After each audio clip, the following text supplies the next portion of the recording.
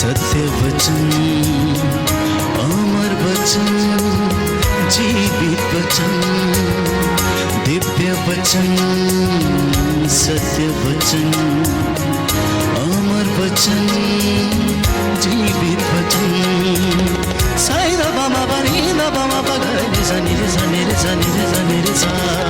दिव्य वचन, सत्य वचन, अमर वचन, जीवित वचन, दिव्य वचन, दिव्य वचन।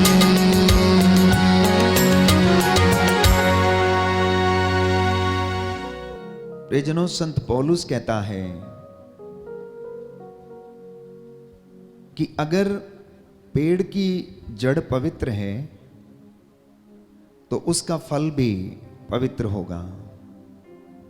मैं बहुत सारे लोगों के फ़ोन कॉल्स अटेंड करता हूँ जो लोग काउंसलिंग के लिए आते हैं और उनकी समस्याओं को सुनता हूँ। समस्या को सुनने के बाद कभी कभी किसी निर्णय पर पहुंचना बहुत मुश्किल हो जाता है। पता नहीं लगता है कि समस्या कहां पर है। इसलिए प्रियजनों, हमारी जिंदगी में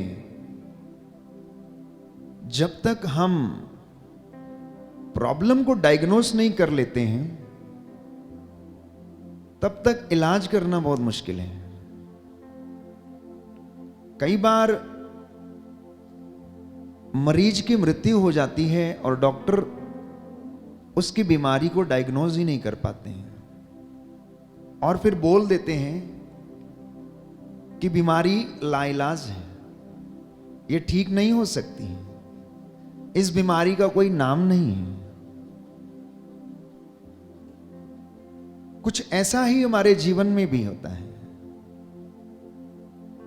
समस्याओं को सुनने के बाद जब हम वचन का सहारा लेते हैं और वचन के माध्यम से इन समस्याओं का हल ढूंढने की कोशिश करते हैं तो वो अवश्य पता लग जाता है। तो आज मैं आपसे बात करना चाहता हूं प्रभु की उपस्थिति में हाजिर होके पूर्वजों से चली आई निरर्थक जीवनचर्या, जिसके कारण कभी कभी हमें दंड भोगना पड़ता है और अपने ही जीवन में किए गए कुकर्मों के कारण हम दंड भोगते हैं। कहने का मतलब यह है ट्रांसजेनरेशनल प्रॉब्लम्स, जो हमारे दादा परदादा से और पिता से और आगे ये चलती आई और अब वो बच्चों के जीवन में भी ट्रांसफर हो गई। मैं क्यों इस वचन को दृढ़ता से कहना चाहता हूं कि साधारण तौर पर यदि हम ये कहते हैं कि शुगर की बीमारी माता पिता से इनहेरिट हो सकती है, तो क्यों पाप माता पिता से इनहेरिट नहीं हो सकता? ये सोचने की बात है कि अगर माता पिता से हमें शुगर की बीमारी ट्रांसमिट हो सकती है तो उनके जीवन में किया गया पाप भी हो सकता है बच्चा इनहेरिट कर ले और वो उसके पीछे लग जाए और उसके जीवन को वो बर्बाद कर दे। तो कुछ एक समस्याएं प्यारे भाइयों और बहनों, जिनका हल आप और मैं ढूंढने की कोशिश करते हैं और आपको नहीं मिलता है, आज वचन के माध्यम से हम सीखने की कोशिश करेंगे और जानने की कोशिश करेंगे कि आखिर ये ट्रांसजेनरेशनल प्रॉब्लम्स या समस्याएं हमारे जीवन में किस तरह से घर कर लेती हैं और हमारी जिंदगी को बर्बाद करने लगती हैं और हमें पता ही नहीं चलता है कि ये प्यारे भाइयों और बहनों हमारे जीवन को नष्ट कर रही हैं। अगर बच्चे अपने जीवन में अपने माता पिता से बपौती के रूप में संपत्ति हासिल करते हैं, तो बच्चे बपौती के रूप में समस्याएं भी हासिल करते हैं। बच्चे विपत्ति के रूप में इन सारी बातों को भी हासिल करते हैं। आप इससे अलग नहीं रह सकते। अगर किसी ने अपने माता पिता से बहुत धन संपत्ति क्या किया है, हासिल किया है बपौती के रूप में, तो उनके जीवन में जो समस्याएं थी वो भी वो हासिल करेगा, वो भी उनके साथ रहेंगी। तो विरासत के रूप में पाई हुई विपत्तियां हमारे साथ रहती हैं। कहने का मतलब ये है, विरासत के रूप में प्राप्त किया गया पाप हमारे परिवार को नष्ट कर देता है। विरासत के रूप में किया गया कुकर्म हमारे परिवार को और जीवन को नष्ट कर देता है। जब तक कि यीशु मसीह उस पाप का या विपत्ति का लेखा जोखा बंद ना करे, उसका तंद ना काटे, तब तक वो आपके जीवन से जुड़ा रहेगा और आपको बर्बाद करता रहेगा। अगर आप उसका पता लगाने में असमर्थ रहे तो समझना कि आप संपूर्ण रूप से नष्ट हो जाओगे। इसलिए घर में बीमारियों को, घर में परेशानियों को, घर में कर्जों को, घर में विपत्तियों के हल ढूंढने के लिए हमें वचन का सहारा लेकर वचन के माध्यम से प्यारे भाइयों और बहनों समझना जरूरी है कि प्रभु हमसे क्या कहना चाहता है। तो एक बात जो ट्रांसजनरेशनल प्रॉब्लम्स या समस्या के रूप में हम देखते हैं, और वो सबसे बड़ी बात ये है, यशायाह नबी के ग्रंथ अध्याय 47 में हम पढ़ते हैं। यशायाह नबी का ग्रंथ अध्याय 47, book of आइजाया chapter 47 words 8 and 9, सुनिए ध्यान से। भोग विलास में निश्चिंत जीवन बिताने वाली, तू मन ही मन कहती थी कि मैं ही हूं, मेरे सिवा कोई नहीं है।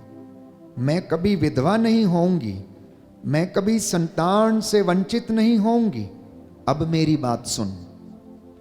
तेरे बहुसंख्यक तंत्र मंत्रों और तेरे जादू टोने की भरमार के बावजूद वे दोनों विपत्तियां तुझ पर एक ही दिन टूट पड़ेंगी, संतानहीनता और विधवापन। संतानहीनता और विधवापन, एक दो पाप इंसान की जिंदगी में इस वचन के द्वारा यह सिद्ध करता है। प्यारे भाइयों और बहनों, ये वचन इज़राइल के लिए लिखा गया क्योंकि इज़राइल में अनेक प्रकार के तंत्र मंत्र जादू टोना व्याप्त था और इन सारी समस्याओं के कारण उनके जीवन में आनंद नहीं था, खुशी नहीं थी, संतानहीनता थी, विधवापन थी, क्योंकि वो अपने ही जोश में, अपने ही अहंकार में कहते थे हम तो कभी विलुप्त होने वाले में से नहीं है, हमारा कभी सर्वनाश नहीं हो सकता। और यही कहते कहते वचन ये कहता है कि वे अपने तंत्र मंत्र की सारी विद्याओं में क्या कर रहे थे, निपुण थे। ये सारे काम उनके जीवन में हो रहे थे। तो प्रभु ये कहता है तेरे इन कामों के कारण दो विपत्तियां तुझ पर आन पड़ेंगी, एक तो संतानहीनता और दूसरा विधवापन तुझे आकर घेर लेगा। इसके अलावा अगर आप वचन पढ़ेंगे तो बहुत सारी बातें हैं। इन तमाम चीजों के विषय में आगे कहता है तंत्र मंत्र और जादू टोना तू करती जा, जिसकी साधना तू बचपन से करती आ रही है। हो सकता है उससे तुझे कुछ लाभ हो और तू विपत्ति टाल सके। तू असंख्य परामर्शदाताओं से पूछते पूछते थक गई है। वे ज्योतिषी और शगुन विचारने वाले अब आकर तेरी रक्षा करें।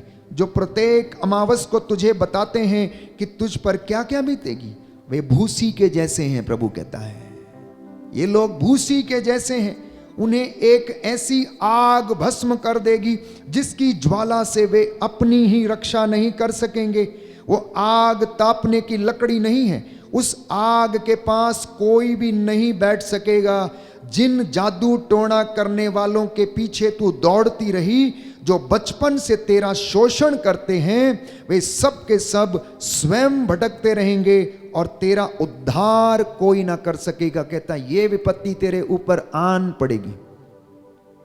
आज भी कई लोग ऐसे हैं जो प्रभु पर विश्वास करते, लेकिन उसके बाद जाकर इन सारी बातों में विलुप्त हैं। किसी न किसी प्रकार से धागे ताबीज तंत्र मंत्र के चक्कर में फंसे हैं। और कहने का तात्पर्य यह है कि अगर आपके पूर्वजों के घर में, आपके बाप दादाओं के घर में या आपके घर में अगर विच क्राफ्ट प्रैक्टिस किया गया है, अगर हाथ की रेखाओं पर विश्वास किया गया है, अगर भाग्य की रेखाओं पर विश्वास किया गया है, अगर तंत्र मंत्र विचारने वाले, भभूति लगाने वाले या किसी भी ऐसे व्यक्ति पर जो भाग्य देखता है और नक्षत्रों के द्वारा आपके जीवन को बताता है कि आपके जीवन में क्या होने वाला, ये सब ठग हैं, ठग जो आपका शोषण करते हैं। प्रभु कहता है इनको ऐसी आग में झोंक दिया जाएगा। वैसी आग है जिसके पास तू बैठ भी नहीं सकता, तू बैठ भी नहीं सकती।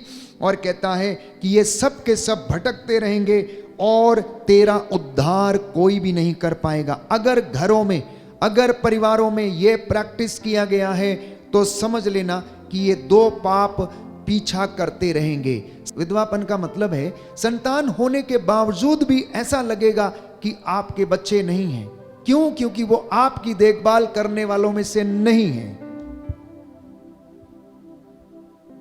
पाप या दूसरी समस्या जो घर का पीछा करती है वो ये है प्यारे भाइयों और बहनों कि अगर परिवार में किसी की हत्या कर दी गई है जानबूझकर या फिर उसे प्रेशराइज करके या किसी भी तरीके से घर में हत्या हो गई है, छोटे की या बड़े की, या किसी षड्यंत्र के तहत उसको मार दिया गया है, या फिर भ्रूण हत्या के द्वारा आत्मा मारू पाप कमा लिया गया है, तो ये एक दूसरा पाप है जो जब तक उसका खाता क्लोज ना हो यीशु मसीह के द्वारा और जब तक उसके लिए दंड ना भुगत लिया जाए, ये पाप पीछा करता रहेगा। This sin will rule the family. हत्या का पाप परिवार को रूल करेगा प्यारे भाइयों और बहनों, क्योंकि बाइबल ये कहती है, यिर्मयाह नबी का ग्रंथ अध्याय 29 पद संख्या 5 और 6 में कि तेरी संख्या बढ़नी चाहिए, घटनी नहीं चाहिए। तेरी संख्या बढ़नी चाहिए। इसलिए मसीहों के लिए कलीसिया भ्रूण हत्या बिल्कुल बिल्कुल मना करती है। द सिन ऑफ अबॉर्शन प्यारे भाइयों और बहनों मसीहों के लिए एक ऐसा पाप है जो कि जब तक आप उसके लिए दंड नहीं भुगतेंगे, क्षमा नहीं मांगेंगे, तब तक वो आपके पीछे लगा रहेगा। ये दूसरा पाप जो घरों पर प्यारे भाइयों और बहनों अधिकार लेता है और जीवन में बढ़ने लगता है और परिवार को नष्ट कर देता है, हमें पता लगाने की आवश्यकता है कि क्या हमारे जीवन में ये नहीं हुआ तो नहीं है और उसके लिए प्रायश्चित करने की आवश्यकता है। क्यों मैं आपसे ये सब बातें आज प्रभु के नाम पर साझा करना चाहता हूं? क्यों? क्योंकि आप में से बहुत सारे लोग अपनी समस्याओं का समाधान चाहते हैं। तो मैं प्रभु से कह रहा था कि प्रभु, इन दिनों में बहुत सारे लोगों की समस्या है, आप क्यों इनकी समस्याओं का समाधान क्यों नहीं करते? तो प्रभु ने कहा कि इन्हें याद दिलाओ कि अपनी जड़ों को शुद्ध करें, अपनी जड़ों को पवित्र करें। जड़ में कीड़ा लगा हुआ है, इसलिए तना कैसे फल सकता है? और तना नहीं फलेगा तो उसमें फल कैसे लग सकता है? इसलिए परिवारों को अपनी जड़ों को शुद्ध करने की आवश्यकता है। तो इसलिए मैं आपकी सहायता करना चाहता हूं। मैं ये नहीं कहता कि आपके घर में कुछ पाप ये वाला हुआ होगा, लेकिन विचार करेंगे, मनन चिंतन करेंगे तो कहीं ना कहीं पर जड़ मिल ही जाएगी। अगर जड़ मिल गई, अगर समस्या डायग्नोज हो गई, तो आपकी सारी समस्याओं का समाधान भी हो सकता है। ये समस्याएं बहुत सारी हो सकती। पिछले दिनों में मैंने आपसे बातचीत की थी कि आंतरिक चंगाई के लिए, अब बच्चे के जीवन में जो छोटा नवजात बच्चा है या थोड़ा बड़ा होता है या उससे भी बड़ा होता है, बच्चे, माँ बाप कंप्लेन करते हैं कि मेरा बच्चा बहुत जिद्दी है, बहुत गुस्से वाला है, काम नहीं करता, आलसी है, सोया रहता है। तो प्यारे भाइयों और बहनों, मनोवैज्ञानिकों के अनुसार शोध में यह पाया गया है कि जब बच्चा अपनी मां के गर्भ में होता है, लगभग 50 से 60% जो है वो अपनी मां से इनहेरिट कर लेता है, जिसे हम इनबॉर्न टैलेंट कहते हैं। एक शब्द हम यूज करते हैं लोगों के लिए कि ये टैलेंट तो इसमें इनबॉर्न है। इनबॉर्न का मतलब क्या है? जब वो मां के गर्भ में बढ़ रहा था तो उसकी मां कुछ किया करती थी, अच्छे गीत गाया करती थी, खुश रहा करती थी, अटखेलियां किया करती थी, काम किया करती थी, गर्भावस्था में भी काम किया करती थी और अपने गर्भ से बहुत खुश थी। तो वैसी ही बातें उस बच्चे के जीवन में भी जाएंगी, वैसा ही बच्चा इनहेरिट करेगा। क्यों? क्योंकि मां से वो अम्बिलिकल कॉर्ड से वो जुड़ा रहता है। तो मां गर्भावस्था के समय में जो कुछ महसूस करती है वो बच्चे को भी इनहेरिट करती है। अगर बच्चे को वो अम्बिलिकल कॉर्ड से खाना पहुंचाती है तो मैं समझता हूं कि वो बच्चे के जीवन में अपनी सांसें, अपने विचार, अपनी भावनाएं, अपने इमोशंस, वो सारे उसके द्वारा उसके अंदर पहुंचते होंगे। तो इस तरह से हम कहते हैं कि बच्चे के अंदर इनबॉर्न टैलेंट है। कई माताएं शोषण से गुजरती हैं, कई माताएं जबरदस्ती से बच्चे को गर्भ में धारण करती हैं, कई माताओं के लिए या पिताओं के लिए हो जाता है, यूं ही हो जाता है, चलो अब रख लेते हैं। ऐसी भावनाएं आप स्वयं बच्चे के अंदर क्या करते हैं? ट्रांसफर करते हैं। और जब ये सारी समस्याएं होती हैं तो उसका थोड़ा सा अंश आपको बच्चे के जीवन में देखने को मिलता है। धीरे धीरे धीरे धीरे आपको देखने को मिलता है। तो यदि मां कर्मठ है तो बच्चे के जीवन में भी कर्मठता दिखेगी। यदि मां अच्छा गाने वाली है तो बच्चे के जीवन में भी वो गुण आ जाएगा। यदि मां बहुत सोशल है तो वो प्यारे भाइयों और बहनों उसमें भी सोशल होने का गुण आ जाएगा। आप सोचकर देखिए कि आपके 3 बच्चे हैं और 3 बच्चे अलग अलग व्यवहार के हैं। क्यों है ऐसा? आपके 3 बच्चे हैं और तीनों में अलग अलग व्यवहार है। उसका कारण क्या है? क्यों तीनों एक जैसे नहीं होते हैं? एक बड़ा शांत रहता है, तो दूसरा बड़ा क्रोध वाला रहता है और तीसरा बहुत ज्यादा नटखट रहता है। क्यों? या जिद्दी रहता है? क्योंकि मां इन तीनों बच्चों की गर्भावस्था के दौरान अलग अलग परिस्थिति से गुजरती है।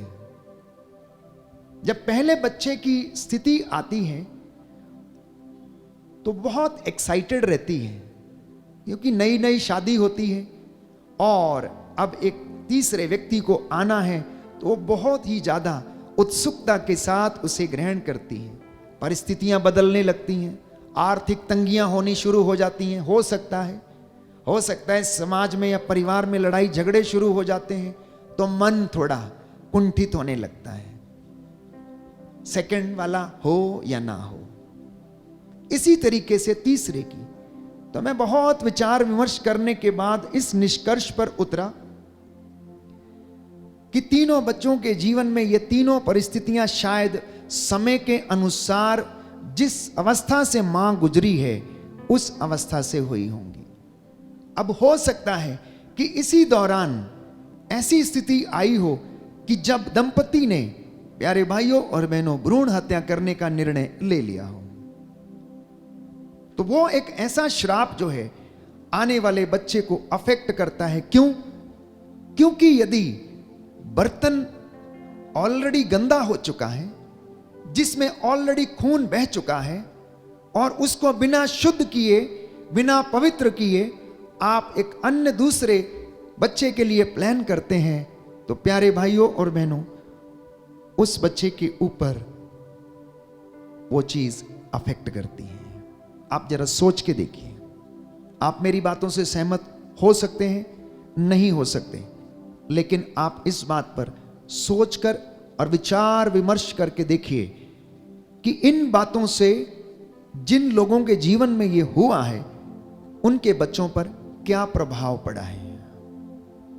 आप में से अक्सर प्यारे भाइयों और बहनों, बहुत सारे लोग बच्चों की आशा करते हैं, परिवार को बढ़ाने की आशा करते हैं, लेकिन कभी कभी हम उसमें फेल हो जाते हैं, हत्या कर बैठते हैं। तो अगर परिवार में हत्या कर दी गई है, तो हत्या की दुष्ट आत्मा उस परिवार पर रूल करेगी, अधिकार लिए रहेगी, चाहे वो भ्रूण हत्या हो, चाहे वो किसी प्रकार से किसी को प्रेशराइज करके की गई हो, या किसी को मार दिया गया हो, काट दिया गया हो षड्यंत्र के तहत। If abortion has taken place in the family, then children will be in bondage. अगर अबॉर्शन घर में हुआ है, तो प्यारे भाइयों और बहनों, बच्चे उस बॉन्डेज में रहेंगे, उस बंधन में रहेंगे, जब तक कि आप उसके लिए प्रायश्चित नहीं कर लेते और वो बंधन तोड़ नहीं देते, और जब तक यीशु मसीह उस खाते को क्लोज नहीं कर देता। क्योंकि यीशु ने कहा, जिस पर हाथ रखोगे वो क्षमा हो जाएंगे, चंगे हो जाएंगे, जिस पे पाप तुम क्षमा नहीं करोगे वो क्षमा नहीं होंगे, क्योंकि जिसके लिए वो खोल देगा उसे कोई बंद ना कर पाएगा, और जिसके लिए वो बंद कर देगा उसे कोई खोल ना पाएगा। इसलिए इस पाप से, इस श्राप से छुटकारा पाना आवश्यक है। तीसरा पाप जो हमारे परिवारों पर रूल करता है, पाप की कमाई। पाप की कमाई की वजह से कभी भी घर में फाइनेंशियल स्टेबिलिटी नहीं रहेगी। अगर कोई व्यक्ति पाप की कमाई करके घर में लाता है, तो उससे आपके घर में कभी भी फाइनेंशियल स्टेबिलिटी नहीं रहेगी, और बीमारी आपके घर को हमेशा अपने अधिकार में रखेगी। बहुत सारी बातें हैं पाप की कमाई के विषय में, मैं उस पर ज्यादा चर्चा नहीं करना चाहता हूं। अगले किसी प्रवचन में हम बताएंगे कि प्रवक्ता ग्रंथ, सूक्ति ग्रंथ पाप की कमाई के विषय में क्या कहता है, क्योंकि पाप की कमाई, प्रभु का वचन कहता है कि इन घर को संकट में डाल देती है। पाप की कमाई घर को संकट में डाल देती है और इंसान को मृत्यु के पाश में बांध देती है। इसलिए there will not be financial stability, और बीमारी घर से कभी नहीं जाएगी।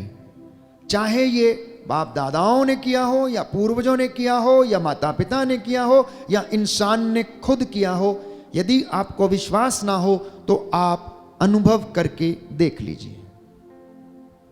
चौथी बात जो परिवार में अधिकार लेकर बैठ जाती है और परिवार को उन्नति करने नहीं देती है, वो है माता पिता का अनादर, या माता पिता को मारपीट करना।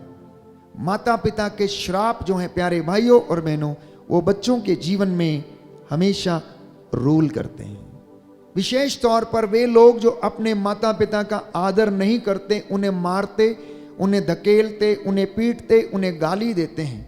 क्योंकि बाइबल कहती है प्रवक्ता ग्रंथ अध्याय 3 पद संख्या 4 से 6 में कि पिता का आदर आशीर्वाद देता है, पिता की निंदा अपनी संतान से ही वो दुख प्राप्त करेगा। वो व्यक्ति जो अपने बाप की निंदा करता है, उसे मारता है, वो अपनी ही संतान से क्या करेगा? दुख पाएगा, अपनी ही संतान से दुख पाएगा। So therefore my sin becomes a bondage for मी।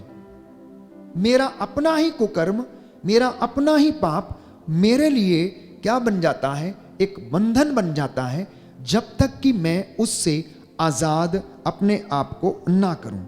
और क्या होता है? Never comes from God but from सिन।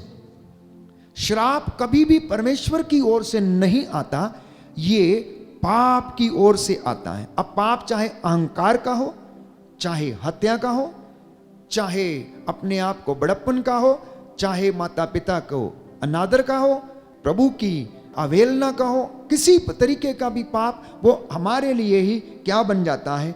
एक बॉन्डेज बन जाती है, एक बंधन बन जाता है। पांचवी बात, अगर परिवार में मजदूरों के प्रति अन्याय किया गया है, तो प्रियजनों, उस काम में, उनके घर में, उनके दफ्तरों में, उनके खेत खलियानों में कभी भी ब्लेसिंग नहीं रहेगी। मजदूरों के प्रति किया गया अन्याय आपको कभी भी बरकतों में जीने नहीं देगा। आशीषें आपसे बहुत दूर रहेंगी। छठवीं बात, अगर परिवार में से किसी व्यक्ति ने अभिषिक्तों को मारा है या उन पर अभियोग लगाए या उन्हें गालियां दी, तो प्यारे भाइयों और बहनों, उन घरों में आशीष नहीं रहेगी। बाइबल हमें बताती है कि मेरे अभिषिक्तों पर हाथ मत उठाना। स्तोत्र संख्या 105 पद संख्या 10 में हम पढ़ते हैं कि प्रभु ये कहता है कि मेरे अभिषिक्तों पर हाथ मत उठाना, मेरे अभिषिक्तों पर हाथ नहीं लगाना, मेरे नबियों को कष्ट नहीं देना। जकरिया नबी के ग्रंथ में हम पढ़ते हैं कि वे मेरी आंख की पुतली हैं, देखो यदि कोई उन पर हाथ उठाए तो मैं उन पर हाथ उठाऊंगा।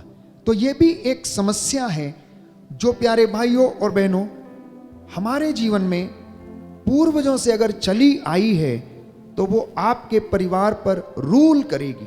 इसलिए मैं ऐसे परिवारों को समझाने की कोशिश करता हूं कि वे सब के सब एकत्र हो जाएं, अपने भाई, अपनी बहन, अपनी माँ, अपने बाप के साथ एकत्र हो जाएं और इस श्राप से मुक्त हो जाएं, घुटना टेकें, प्रभु के सामने नाक रगड़ लें। और प्यारे भाइयों और बहनों, प्रभु कहता है क्या जाने वो द्रवित हो जाए और वो तुम्हें क्षमा कर दे,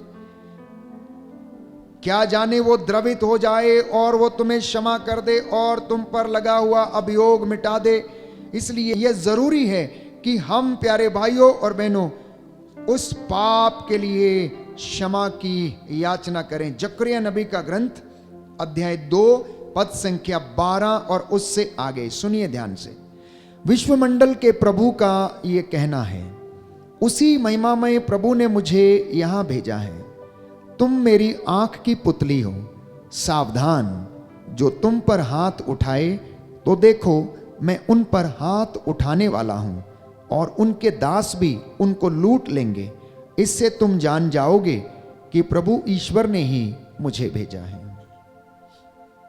तो पुरोहितों और अभिषिक्तों पर अभियोग लगाना, उन पर हाथ उठाना और उनको सताना, प्रभु को ये बिल्कुल भी अच्छा नहीं लगता है, क्योंकि वे उसके बेटे हैं। जिस तरह से आपके बच्चे हैं, मान लीजिए कि आपके 4 बच्चे हैं और 4 बच्चों में 2 बहुत अच्छे हैं और 2 नालायक हैं। मान लीजिए कि एक बहुत पीता है और एक बहुत झगड़ा करता है या इधर उधर अय्याशी करता है, लेकिन आप फिर भी उन्हें प्यार करते हो। मां का हृदय भी ऐसा ही है। परमेश्वर ने भी ऐसे ही आप लोगों में से ही इन कमजोर बेटे और बेटियों को चुना, जिनका शरीर प्यारे भाइयों और बहनों हाड़ मांस का है, जिन्हें शैतान प्रलोभन दे सकता, प्रलोभन में डाल सकता, और बहुत सारे लोग प्रलोभन में गिर जाते हैं। यदि आप अपने नालायक बेटे को प्रेम कर सकते हैं, प्यार कर सकते हैं, उसे सब कुछ दे सकते हैं, तो क्या परमेश्वर अपने चुने हुए अभिषिक्तों को प्रेम नहीं करेगा? क्या वो उन्हें छोड़ देगा? क्या वो उन्हें ऐसे ही जाने देगा? प्यारे भाइयों और बहनों, वो उन्हें दंड अवश्य देगा। वो कहता प्रतिशोध लेना मेरा काम है, तुम्हारा काम नहीं है। तुम अपने बच्चों को देखो और मैं अपने बच्चों को देखूंगा। मैं इनका हिसाब इनसे लूंगा, तुम अपने बच्चों का हिसाब उनसे लो। इसलिए प्रभु के चुने हुए अभिषिक्तों पर आपको अभियोग लगाने का कोई अधिकार नहीं है, क्योंकि वचन साफ साफ कहता है कि देखो ये मेरी आंख की पुतली है, अगर तुम पर कोई हाथ उठाए तो मैं उन पर हाथ उठाऊंगा, मैं उन्हें छोड़ूंगा नहीं। आप अपनी नादानी में ये वचन समझें या ना समझें, ये अलग बात है, लेकिन बाइबल जो कहती है, book of Zechariah chapter 2 verse 12, आप इसको पढ़ सकते हैं। और जितनों ने ऐसे अभियोग लगाए हैं, मैं बहुत सारे लोगों को जानता हूं प्यारे भाइयों और बहनों, आज वो अपने किए को भुगत रहे हैं, क्योंकि ये वचन किसी इंसान के नहीं है, ये वचन धर्मशास्त्र के हैं, पवित्र आत्मा से प्रेरित वचन और स्वयं परमेश्वर के वचन है। इसलिए इस पाप से मुक्त होना अनिवार्य है। जब तक आपका खाता प्रभु यीशु क्लोज ना कर दे, this sin will rule the family. और प्रभु ये कहता, जब तक समूल रूप से नष्ट ना हो जाओ, तब तक मैं तुम्हें ऐसा ही रखूंगा, 4 पीढ़ियों तक श्राप दूंगा। लेकिन अगर तुम मेरी वाणी को ध्यान से सुनो और उस पर चलो, तो मैं तुम्हें 1000 पीढ़ियों तक तुम्हें आशीर्वाद प्रदान करूंगा। Hallelujah, hallelujah. यीशु की स्तुति हो, यीशु की स्तुति हो, यीशु को धन्यवाद, यीशु को धन्यवाद, यीशु की आराधना हो, यीशु की आराधना, यीशु की महिमा हो, यीशु की महिमा, यीशु को धन्यवाद, यीशु को धन्यवाद। हालेलुया। हालेलुया। एजेकियल नबी का ग्रंथ एजेकियल नबी का ग्रंथ अध्याय 18 अध्याय 18 पद संख्या 30, पद संख्या 30। प्रभु ईश्वर ये कहता है, प्रभु ईश्वर यह कहता है, इज़राइल के घराने, इज़राइल के घराने, मैं हर एक का मैं हर एक का उसके कर्मों के अनुसार उसके कर्मों के अनुसार न्याय करूंगा। न्याय करूंगा। तुम मेरे पास लौटकर तुम मेरे पास लौटकर अपने सब पापों को त्याग दो, अपने सब पापों को त्याग दो। कहीं ऐसा ना हो कहीं ऐसा ना हो कि तुम्हारे अपराधों के कारण कि तुम्हारे अपराधों के कारण तुम्हारा विनाश हो जाए। तुम्हारा विनाश हो जाए। हालेलुया। हालेलुया। कहीं ऐसा ना हो कहीं ऐसा ना कि हो तुम्हारे अपराधों के कारण कि तुम्हारे अपराधों के तुम्हारा कारण विनाश हो जाए। तुम्हारा विनाश हो जाए। Hallelujah, hallelujah. Hallelujah, hallelujah. Hallelujah. Hallelujah. एक 7वां पाप, एक 7वां पाप जो परिवार पर रूल करता है, और वो है immorality practised in family. Immorality practised in family, जिसे हम कौटुंबिक व्यभिचार कहते हैं। परिवार में अपने ही लोगों के साथ व्यभिचार किया जाना। अगर ये प्रैक्टिस घर में हुआ है, तो समझ लेना कि ये दुष्ट आत्मा आने वाली पीढ़ियों में रूल करेगा, अधिकार लेगा, और परिवार के बच्चों को गलत रिश्तों में डालेगा। वही संबंध, वही रिश्ते जो सोदोम और गोमोरा में होते थे, लोग सडोमिस्ट बन गए थे, वही पाप घर में भी होगा। दाऊद ने व्यभिचार किया और उसके अपने ही बेटे ने उसकी अपनी ही उपपत्नी के साथ भी, प्यारे भाइयों और बहनों, वही कुकर्म किया। इसलिए अगर ये घृणित पाप घर में हो गया है, तो प्रियजनों, बाइबल ये कहती है कि ये सारे के सारे क्या हैं? श्रापित हैं। विधि विवरण ग्रंथ अध्याय 27 आपके लिए पढ़ना चाहूंगा। वचन खोलेंगे, विधि विवरण ग्रंथ अध्याय 27 पद संख्या 15 और उससे आगे। शायद सुनने में अच्छा ना लगे, लेकिन हमें जानना अवश्य है, हमें जानना अवश्य है, क्योंकि यह प्रभु का वचन है। अभिशप्त है वो व्यक्ति जो प्रतिमा खोदता या देवमूर्ति ढालता है, अर्थात देवमूर्तियों की पूजा करता है और उसे छिपकर स्थापित करता है, क्योंकि प्रभु की दृष्टि में कारीगर की कृति घृणित है। और सब लोग उत्तर में कहते थे आमीन। आगे लिखा है, अभिशप्त है वह जो अपने पिता या अपनी माता का अपमान करता है। वचन कहता है वो श्रापित है व्यक्ति। आगे लिखा है, अभिशप्त है वो जो अपने पड़ोसी की मेड़ को बदल देता है। मतलब वो व्यक्ति श्रापित है जो अपने पड़ोसी की मेड़ काट लेता है और उसको बदल देता है। उसके खेत में कभी भी उन्नति नहीं होगी वो और अपने जीवन में उन्नति नहीं पाएगा। आगे लिखा है, अभिशप्त है वो जो अंधे को उसके रास्ते से क्या करता है, भटका देता है। आगे लिखा है, अभिशप्त है वो जो प्रवासी, अनाथ और विधवा के विरुद्ध अन्यायपूर्ण निर्णय देता है। याद रखे, कोई भी विधवा को ना लूटे, उसकी पेंशन अगर आती है तो उसको ना लूटे।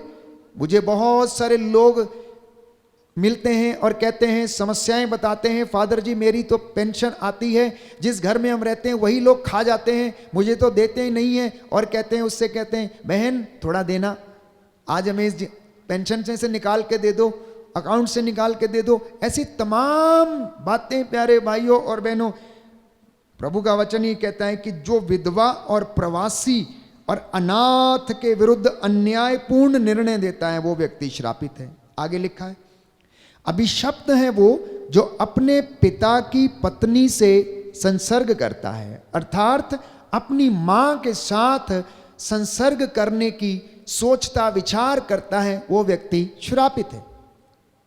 अभिशप्त है वह जो किसी भी पशु के साथ गमन करता है। आज आप लोग देखते हैं कि किस तरह से पाश्चात्य देशों में प्यारे भाइयों और बहनों लोग पशुओं के साथ गमन करते हैं, किस तरह से उनका आचरण और उनका व्यवहार है। आगे लिखा है, अभिशप्त है वो जो अपनी बहन के साथ, चाहे वो अपने पिता की या अपनी माता की बेटी हो, प्रसंग करता। अभिशप्त है वो जो अपनी सास के साथ प्रसंग करता। ये सब कौटुंबिक व्यभिचार के अंतर्गत आते हैं, जिसे मैं कह रहा था इमोरालिटी प्रैक्टिस्ड इन फैमिली। अभिशप्त है वह जो छिपकर अपने पड़ोसी की हत्या करता है। अभिशप्त है वो जो निर्दोष का रक्त बहाता, अर्थात भ्रूण हत्या करता है और घूस लेता है। अभिशप्त है वो जो इस संहिता के शब्दों का पालन नहीं करता। इन ऐसे तमाम प्यारे भाइयों और बहनों पाप जो हैं वो परिवारों का पीछा करते हैं। वचन में हम पढ़ते हैं, बाइबल हमें बताती है, प्रवक्ता ग्रंथ अध्याय 41 पद संख्या 8 से 9 कि पापियों की संतति क्या है, वो अभिशप्त है। पापियों की संतति बाइबल कहती है कि श्रापित है। प्रवक्ता ग्रंथ अध्याय 41 हमें स्पष्ट रूप से बताता है कि पापियों की संतति कभी भी नहीं पनपेगी। अध्याय 41 book of Sirach chapter 41 verse 8 and 9। पापियों की संतति अभिशप्त है, वह अधर्मियों के साथ रहती है। पापियों की संतति अपनी विरासत खो देगी और उनके वंशज सदा के लिए कलंकित होंगे। उनके वंशज क्या होंगे? सदा के लिए कहता है कलंकित होंगे। अध्याय 40 में लिखा है, अध्याय 40 पद संख्या 15 में लिखा है कि दुष्टों की संतति नहीं पनपेगी, क्योंकि पापियों की जड़ें ऊंची चट्टान पर लगी हुई हैं। अध्याय 47 में लिखा है, प्रवक्ता ग्रंथ book of Sirach chapter 47 verse 21, chapter 47 verse 21, किंतु आपने अपने को स्त्रियों पर अर्पित किया और उन्हें अपने शरीर पर अधिकार दिया। आपने अपने यश पर कलंक लगाया। आपने अपने वंशजों को दूषित किया, अपनी संतति पर क्रोध उत्पन्न किया और उन्होंने आपकी मूर्खता पर शोक मनाया। उन्होंने आपकी की मूर्खता पर शोक मनाया प्यारे भाइयों और बहनों। अगले वचन में लिखा है, प्रवक्ता ग्रंथ अध्याय 34 पद संख्या 4 में हम पढ़ते हैं। Book of Sirach chapter 34 verse 4 में हम पढ़ते हैं कि प्रभु का वचन ये कहता है, क्या दूषण से पवित्रता और झूठ से सत्य निकल सकता है? प्यारे भाई और बहनों, कभी नहीं निकल सकता है। इसलिए हमें अपने आप को आजाद करने की आवश्यकता है। एक सुंदर वचन पौलुस हमें देता है कि आप लोग क्या करें कि हम अपनी जड़ों को पवित्र करें, हम अपनी जड़ों को पवित्र करें और इन सारी विरासत के रूप में पाई हुई विपत्तियां और पापों से हम आजाद हो जाएं तो आपकी बहुत सारी समस्याओं का समाधान हो जाएगा। आप डायग्नोज करें कि प्रॉब्लम कहां पर है। आप जानते हैं कि प्रॉब्लम कहां पर है, लेकिन आप में से बहुत सारे लोग अंगीकार नहीं करना चाहते, स्वीकार नहीं करना चाहते हैं। और बाइबल ये कहती है कि जो अपने पापों को प्रकट करके छोड़ देता है उस पर दया की जाएगी और वही पवित्रता हासिल करेंगे। ये बाइबल की बातें थी जो मैंने आपसे कही हैं आज। प्यारे भाइयों और बहनों, इसलिए इन बातों के लिए प्रायश्चित करने की हमें आवश्यकता है। और मैं आपसे वादा करता हूं कि आपकी आने वाली पीढ़ियां पवित्र होंगी अगर आप अपने आप को पवित्र करेंगे। अंत में एक वचन, रोमियो के नाम संत पौलुस का पत्र अध्याय 11, रोमियो के नाम संत पौलुस का पत्र अध्याय 11 पद संख्या 16।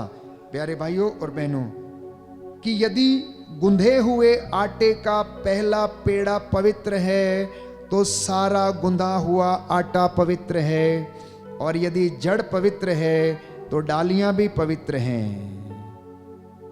यदि कुछ डालियां तोड़कर अलग कर दी गई हैं और आप जो जंगली जैतून हैं उनकी जगह पर कलम लगाए गए हैं और जैतून के रस के भागीदार बने, तो आप अपने को डालियों से बढ़कर ना समझें।